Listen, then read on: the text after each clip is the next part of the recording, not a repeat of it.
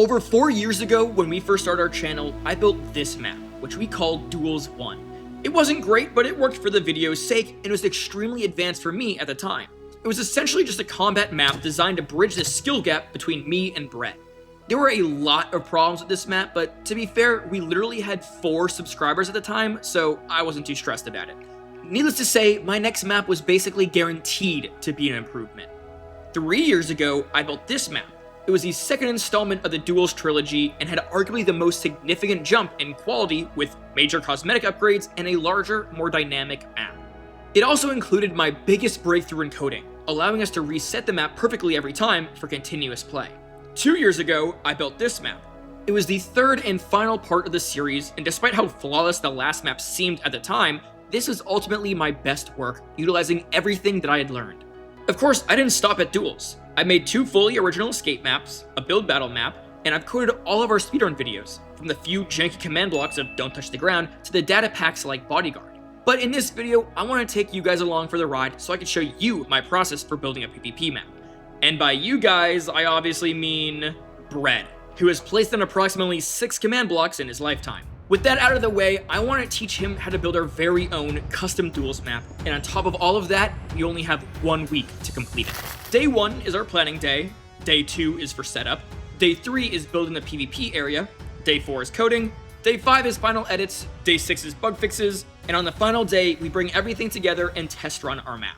We immediately got to work on day 1, taking bits and pieces from the original Duels trilogy, in which we were able to agree on the following. The map will be a multi-level cave system. The lobby will have 2 sides for kit selection and map settings, players spawn in with the same loadout, and each aspect of the loadout will be customizable.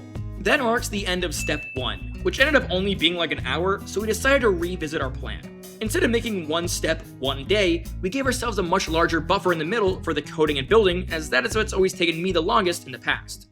Moving on to step 2, where we want to go over the proof of concept and start setting up our map. We loaded a random seed and found the nearest mineshaft and started throwing around ideas. I like the idea of this for a mineshaft, where because it is the middle level, it's pretty connecting. Not super open, but not super closed off. Yeah. And because we wanted to make it PvP oriented, If we want to make it more PvP, we could do structures like this between like we more did pillars up, in Duels, right? another idea we had was to make thin walls of a cave blocked off by cracked stone bricks. So is just the idea that it would demonstrate that you can go through here? Yes. Okay. One of the biggest finds, however, was this cave. Like, look at this. Oh my god, this is very open. This later became a very strong inspiration for one of the most fun and dynamic portions of the map. Not as big and open as this, but I do love this idea. I love the mineshaft. variability in the height, though. That, I think, Yeah. is something that we want to keep. With a general idea in mind, we went into the world creation menu instead of a void world with various game rule changes, and then placed down a bedrock pad. That is Yeah. a good size to work with then. Because especially, we won't be exactly in the corners. There's going to be, like, a lot of stone blocks filling it in, so it's going to be smaller than this already. We stuffed the walls with stone, then replaced the bottom half with deep slate, much like normal caves. Earlier, we had planned on having 3 layers, for lush caves, mine shafts, and deep dark. This is the lobby we're making right now? Yep, so this Okay. is the lobby. We then went back to the previous 3 Duels maps and copied the same dimensions for the lobby. Same platform, same hallway, same button room, with only stylistic changes. After the walls were done, we added some buttons and signs marking what we wanted each wall to represent. It was time for step 3, the building process, which was definitely the longest part of the project, lasting from day 2 all the way until day 5. Starting off is always the hardest part, so we figured it would be fastest to place down some outlines where stuff would go and then move them around later if need be. There could be a cave that goes out this way. There could be a cave that goes like through this way. With everything laid out now, we started making really good progress getting things finished. We converted the water into a more natural looking pool area, and for decoration, added leaves to break up the flat lands. Below that, we have the village, where we decided against houses and instead made it look like a mining operation, using platforms to, again, break up the space and add vertical change. Across from the lush area was the dripstone cave. The main issue with this being that there wasn't really any dripstone, so we added 3 levels and filled it with pillars. The mushroom biome was looking a bit sparse, so we grew some red mushrooms from the ground and then hung brown ones from the ceiling.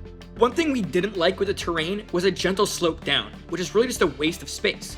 We decided to cut it out and add another level of nether mushrooms so that it also lined up with the mining area. Next up was connecting the lush area to the other side so that it wasn't as difficult to get around the map. The next layer to work on is the mine shaft, which consists of a few large rooms as well as a maze-like structure with no dead ends. one large area was created, dropping all the way down from the edge of the mining area into the middle level.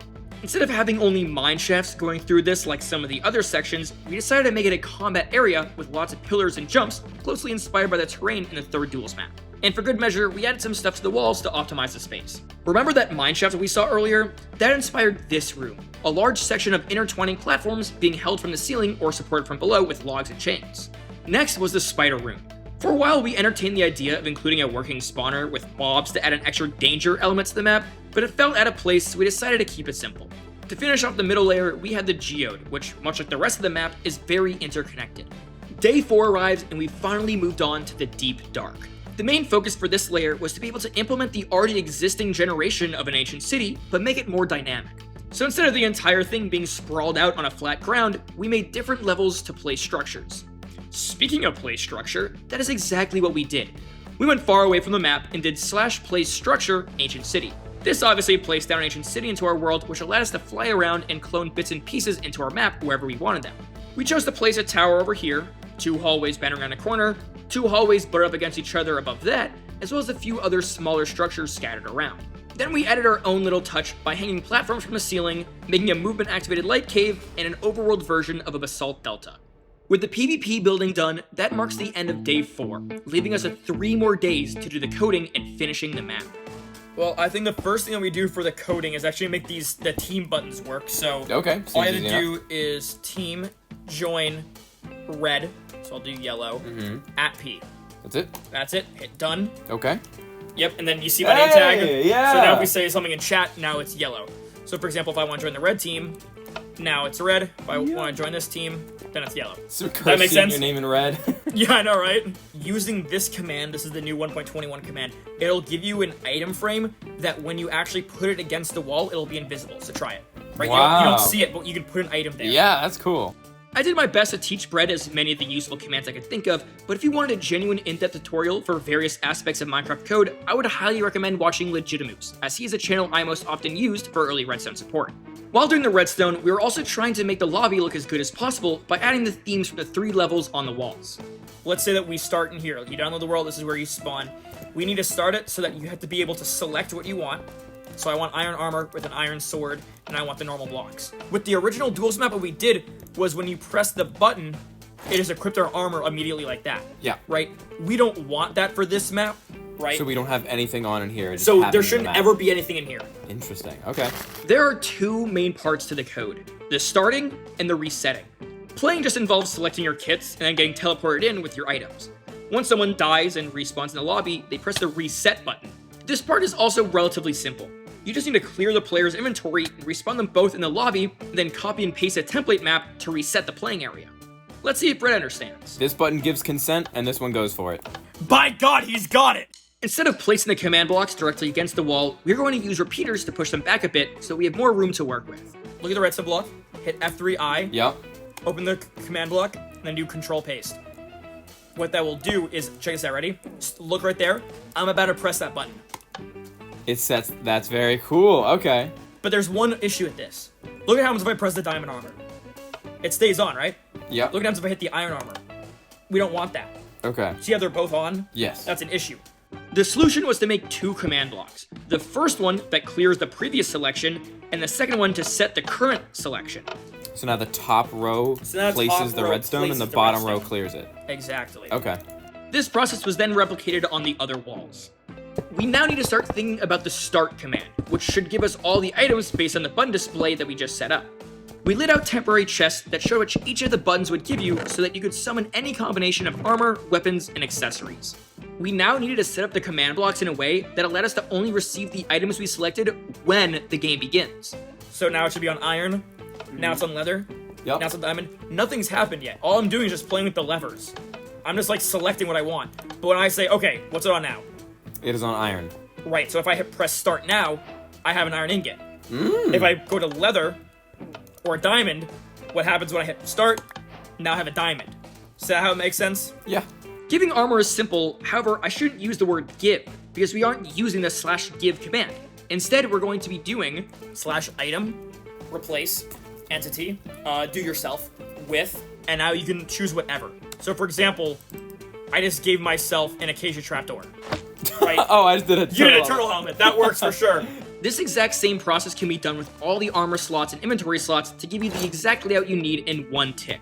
Alright, so now that we have the randomizer working, we basically have to make this have outputs. These outputs will control the spawn location so that you always spawn in a random spot. Each output has 3 command blocks per level for a total of 27 different locations. On top of that, we are going to mirror it on the other side so that both players get their own random spawn and never share a location. We then went around the map with blocks and signs, marking all the spots we thought would be a fun place to spawn, and then repeated it for each level. And once we were happy with the positioning of them, we used the buddy system to copy all the coordinates into each of the command blocks. -45, -5. Ideally now, we should have working kits and spawn locations. We can test this Yeah, I right was now. gonna say, can we test this out? Let's see if this works. Dude. Holy shit! Just like that, we were teleported into a random location with the correct items. Although the redstone wasn't fully completed yet, we were still very happy with our progress. I don't see yours. Where are you? Are you above me? Oh, you're... Wait, I'm at the top. Okay, bug fixes are needed. Oh! Look at this. From left to right, deep slate, stone. From left to right, stone to deep slate. Okay. So we just had to reverse the order of these two sides. So after a quick fix, we were able to press the button again, and What? it still didn't work. But luckily, I knew why. Oh, I know exactly why. This randomizer hasn't been used yet, nor has the clone command. So as of now, we haven't removed and moved these blocks. Next, we added some temporary repeaters to make a timer so that instead of teleporting in immediately, there's a countdown. While testing this, however, we discovered a new bug. The command block monostable circuit broke the randomizer. That's crazy! I thought that maybe if I changed the monostable circuit to a different design, that it would work. Cooked! And sure enough, it did. To speed this part of the video up, we added a handful of commands necessary to actually make us able to duel. For example, putting us in survival, adding an on-screen countdown, and figuring out where we would respawn. Next, we needed to make a reset function to make the map playable again. The first chain we did was the death reset, which turned on immediate respawn, killed us, and then turned it back off. We also did /clear to get rid of everyone's kits, and another one to run the randomizer. The other big thing we forgot was to get rid of all the buttons when starting. So when pressing start, we clear the room of buttons and then place them back later in the reset function. Step 5 and 6 have kind of become intertwined as we are writing and testing the code at the same time, but one thing that we forgot to do in step 3 was make the lobby look a little prettier. I don't know, I like the lowercase start pink sign. Really goes with the stone here. It fits the aesthetic so well. And this button that just says off. What does it mean? Well, it makes you go down. Next, we finally fixed the spawn point issue of spawning on top of the lobby with Minecraft's most fun item. Petrified Oak Slab. Okay. /kill. Let's go! Hey! Wait, I need to try it. Yay! Lastly, we made the reset function give us weakness so that we couldn't PvP in the lobby, and then had it cleared when we teleported in so we could duel. We kind of forgot the main part of the reset, where we clone the template to the playing map. The issue we faced was that the map was so big, we couldn't do the clone command for the entire thing, and had to split it up into chunks. I know now that you could increase the command block modification limit so you'd only need one command, but if we knew that, how do we ever get this dope-ass clip showing off every layer of the map? Now that the start and reset function work, it's time to spice up the lobby. We replaced the floor with barrier blocks to look more like a cave, and also replaced the signs with floating text displays for Australians, apparently. I'm getting there. Give me a second, hold up. That's what we wanted? This looks so good. Nice, first try. Sweet. You want to sign your own name to it? Okay. There's a handful of other little features and fail-safes that we added, but at this point, we were completely done with the entire project.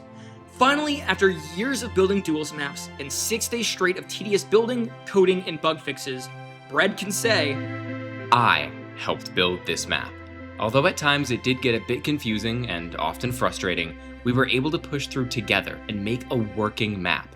It felt so good having gone through the journey with something to show for it, and most importantly, be able to share it with all of you. Hopefully, it inspires you all to get out of your comfort zones and find something you're passionate about. Thank you for watching. Hold on a second. We're not done just yet. This isn't just a duels map. Throughout this entire video, we've been working on a second secret game mode. We originally had a sequel planned for this project featuring a massive tournament, but due to a lack of friends and then 2 years of indecision, we've just been sitting on this project ever since. But we are proud to finally showcase that this map can be used not only for PvP, but also for tag.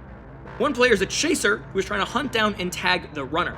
We built a separate lobby for this game mode that includes different time constraints and various movement and map settings. Similar to the duels game mode, you teleport in, except now you have a timer. If the runner survives the countdown, they win with an evasion. But if the tagger is able to hit them first, they win with a tag. In order to celebrate the completion of this map, we are going to play a best of 5, with 3 rounds of PvP and 2 rounds of tag.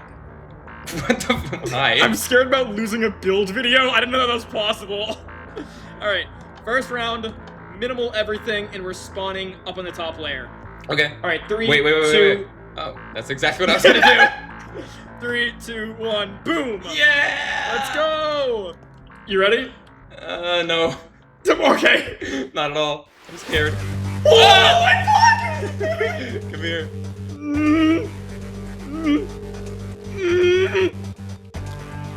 Hi. Hey! Oh, what did I... Okay. Sure. We don't have a water bucket. I also I literally did the just exact completely thing. jumped. Alright, this... Oh my fucking god! Yeah! Alright, now we're going medium. Yep, and then in the mine shaft. Yeah, sure, why not? Alright. Fuck, that was a quick first round. That was so That bad. made sense. Alright, here we go.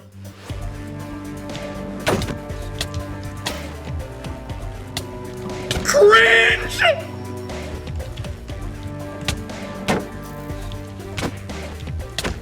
Oh! We're both just eating up.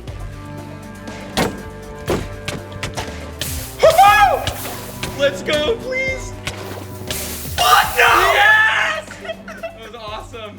Okay, maximum everything, but we're going deep dark now. Oh shit, okay. 3, 2, 1. 3, 2, 1. Hey, Hi. didn't realize there's stairs on that side. Oh, didn't matter. Please stop!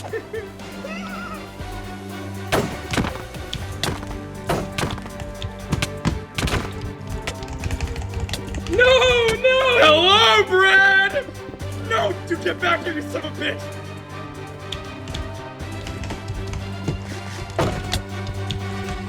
Yes! Alright, well, we still have 2 games left, and this time we're on the tag game mode. I like this. We'll have 1 minute to tag.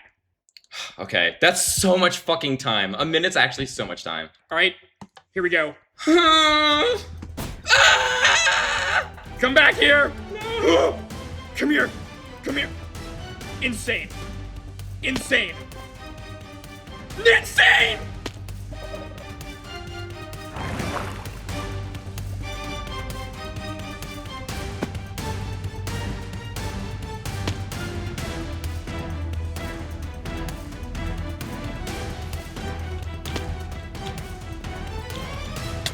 No way! What? There's no way! That's so fucked up! I'm actually the best ever doing.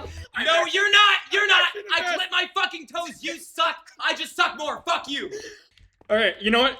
Crazy pull. I'm going deep dark. What? I'm going deep. I'm going deep. I'm going fucking deep. Okay. Here we go. Come here. Come here. Oh my god, I saw you go for the cutoff. Fuck! No! Stay down there. Stay down there. Oh, come on.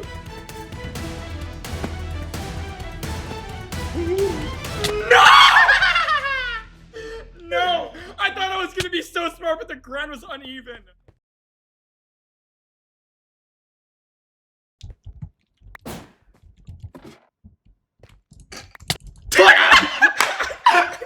Dude, You can't bait! I can't believe that bait me worked like that! I was a fucking fishing hook. What do you mean I can't bait you? It worked.